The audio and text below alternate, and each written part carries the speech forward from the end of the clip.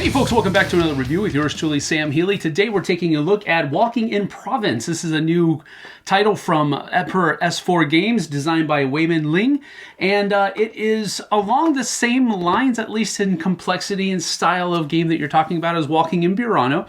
They're a little bit different, but they have a very similar, of course, title, and you are trying to take the most pretty pictures that you can. So there is that aesthetic value that Walking in Burano, I think, really had, and this one will have it too. But as far as comparisons along that lines, I think they're fairly different enough that we're not going to do that. But let's get down to the table. I'll show you how Walking in Provence works, and then we'll come back with some final thoughts in just a few moments.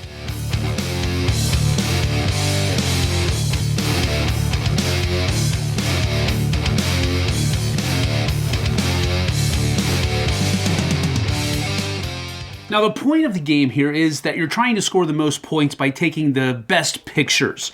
And you're going to be building your tableau in such a way that you will be able to accomplish these different goals that are out here.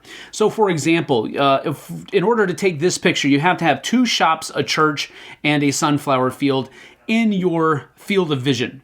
To do this one, you just simply have to have 5 adjacent lavender fields. Here you have to have 2 forests that are adjacent to each other, a windmill, and a sunflower field. So that's what you have to have here. These are in-game scoring goals that you're looking for. So whoever has the most churches that are visible, you're going to be getting 6 points at the end of the game. Second most gets 3. Whoever has the most sunflower fields, whoever has the most adjacent wheat fields are going to be scoring 6 and 3 respectively. So you get the basic idea of what's going on there. Now each round, there are 10 rounds in the game, and each round plays out in 4 different phases. The first phase is the scene phase, where you're going to take the 2 cards that you have and you're going to choose one of them to pass to the next player. And then after that, you're going to take the one that's remaining, and you'll all at the same time simultaneously put it into your tableau in such a way that you're working towards trying to take one of these photographs here. Now, when you're placing the card on your tableau, there are a few rules to follow. First of all, they have to be placed either horizontally or vertically. You can't have some weird thing going out there like this. That just wouldn't make sense. Now, it also has to be placed adjacent to, covering, or hidden under a card that has already been placed in your tableau on a previous turn. And then finally, at least 1 square of the new card has to be visible. And then you also can't cover up a space that has an object already in it. So you can't cover up this space or this space when you're placing this card into your tableau. So something like this would be okay. Something like this would be okay. You could also do something like that if you wanted to cover up a square that was on the thing. So any one of these is fine. You just have to follow those rules that I've already stated. Now, once everybody has placed the card into their tableau, then you're going to go on to the next phase, which is the walking phase. The walking phase is where you can move both of your people, or just one of them, to any open meadow that is on your tableau. So, for example, I could move this guy over here, and I could also move this guy over here if I wanted to. But I don't have to do either of those. I can leave them both where they are, or I can just move one of them, whatever I would like. But you have the ability to move your drone and your photographer during the walking phase. Then during the photo phase, which is phase 3, you're going to check to see if you're going to be able to take one of these pictures out here. If we can do something like this, where the drone is right there, that's the field of vision for him, and then field of vision for the photographer is determined like this. And then the last phase is the refill phase, where everybody's going to draw one more card and add it to the one that was passed to them in the previous round. And then we begin another round with the scene phase by choosing one of these to pass, and so forth and so on. So for example of the walking and photo phase in the second round, the blue player was advantageous enough to be able to get a possibility of scoring one of the pictures that are out here. So what they're going to do in the walking phase is they're going to move their photographer over here to this meadow, and then during the photo phase, they're going to take a photo of this in this direction right here. So when we place that template down like so, it encompasses this field of 5 adjacent lavender fields, which allows him to score the 7 points for that picture right there. And that is how you take a picture with the photographer. Now, you can take multiple pictures in a round, so if he was able to take a picture with the drone somehow, then he'd also be able to do that and possibly scoring another one of these objectives. So at the end of 10 rounds, all of the cards are going to be gone, and everybody will have their tableau finished. And now we go through end-game scoring with the little handy-dandy score pad here. So the first thing we looked at is the lavender fields that are going to score. And we score points. You take a look at your horizontal and vertical fields, the two largest fields in those two orientations, and you're going to score 1 point for each tile for the larger one, and 2 points per section or tile for the smaller ones. So in this particular case, I'm going to score 1, 2, 3, 4, 5, and then 2, 4, 6. So that's 11 points I'm going to score for my lavender fields, but you also have to check to see if there's going to be any that are horizontal going up right up against a vertical. And in this situation, you're going to have a -3 points for every single instance that this happens. So I'm only going to get -3 points for that because I tried to do the best I could in trying to avoid that.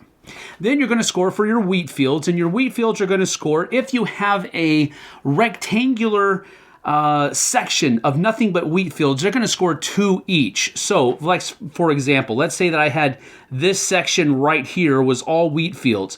Then I would have 2, 4, 6, 8, 10, 12 points for adjacent wheat fields. But since I don't have that, any adjacent wheat fields that I have are going to be worth 1 point. So these are going to be just 2 points here for me. And then we look at your sunflowers. Your sunflower patches are going to score points for you if they are facing the direction of the sun. So the sun was right here. So if they're facing in that direction, so for example, at this field right here, if it had been turned around to where it was actually growing towards the sun, it would have got me 2 points. But because it's not, it's growing away from the sun, then it's just going to get me first of all, I get no points for that because I was very bad at getting sunflower fields. And then I also get a -3 points because he's growing away from the sun. Then we look at shops. You get shops, you look at the ones that are adjacent to each other.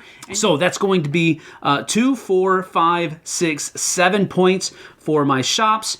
And then I also look at the different photographs that I was able to take during the course of the turn, and I get the points that are on these. So I'm going to get 7, 14, 19, 19 and 8 is 27. So that's 27 points for pictures that I took during the course of the turn or the round. And then we all score these right here. So I had 1, 2, 3 churches that are still available. We're going to, 4. So we're going to say that that was the most. So I get 6 points from that. Definitely didn't have the most or even probably second most sunflower patches. So that's not going to be good. And I did not have matching things either. So I'm just going to get 6 points from that. Then we add all of that up, and whoever has the most points at the end of that tabulation for all of the players is the winner.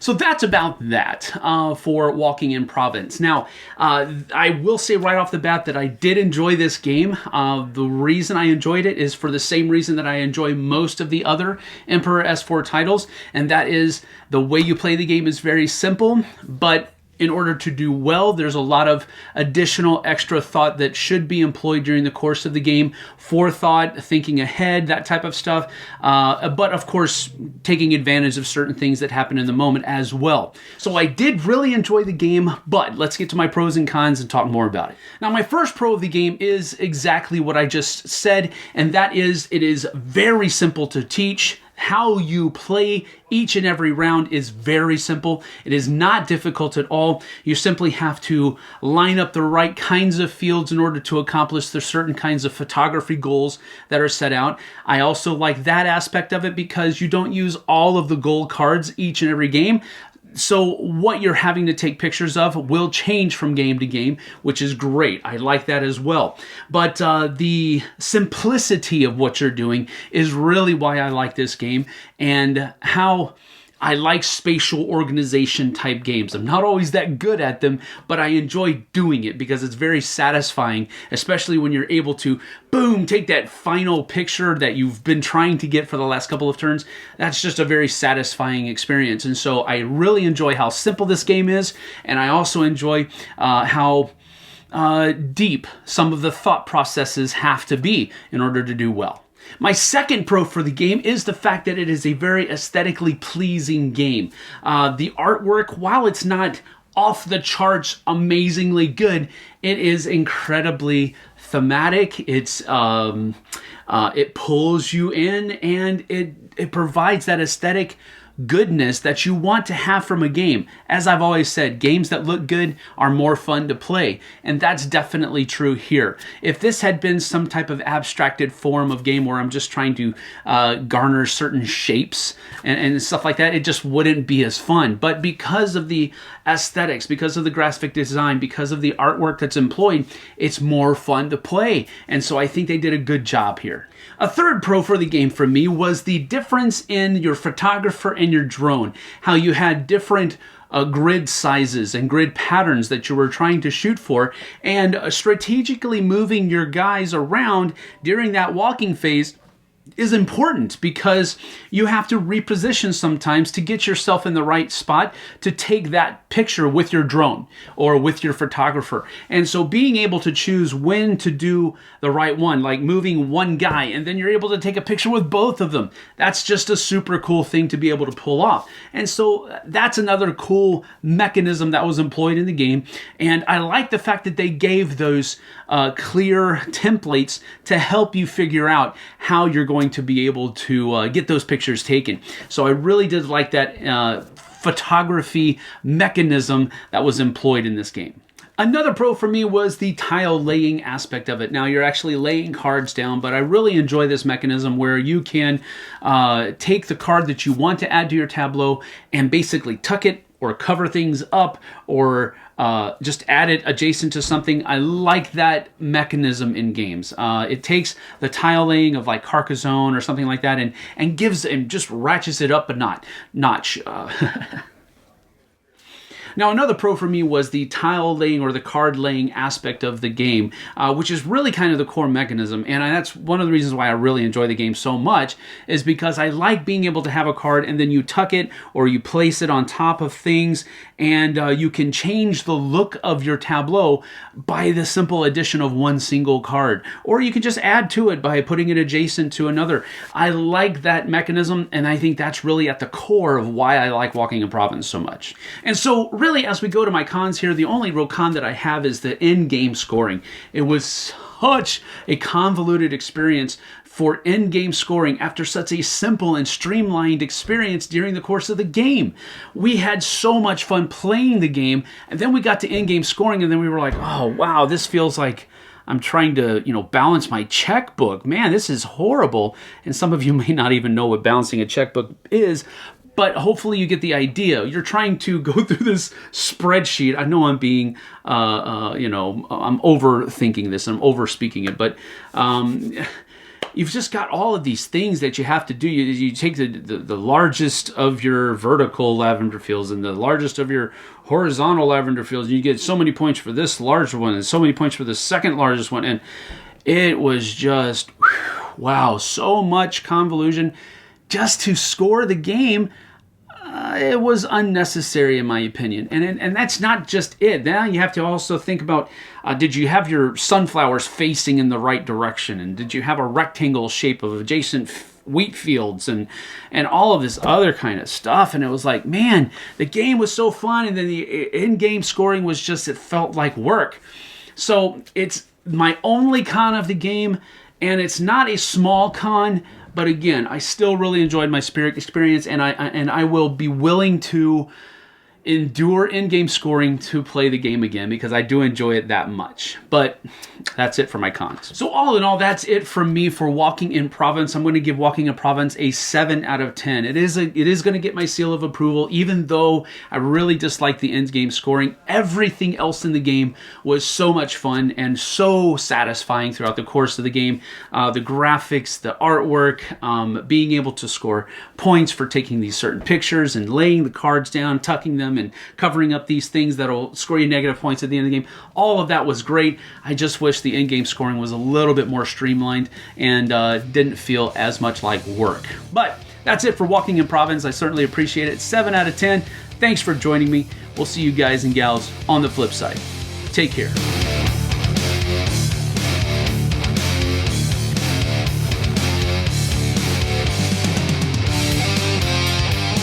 Thanks so much for watching another Dice Tower video. If you enjoy our videos, subscribe to the channel for more fun, comprehensive board game coverage. Also, consider joining us at one of our events. Come to Dice Tower Retreat, a small, intimate gathering where gaming is king. Join us for Dice Tower Cruise, the largest board game cruise. Attend Dice Tower West in Las Vegas for gaming fun on the West Coast, or Dice Tower East in Orlando in sunny Florida. Dice Tower Conventions, the friendliest gaming conventions on Earth. I'm Eric Summerer, and you've been watching The Dice Tower.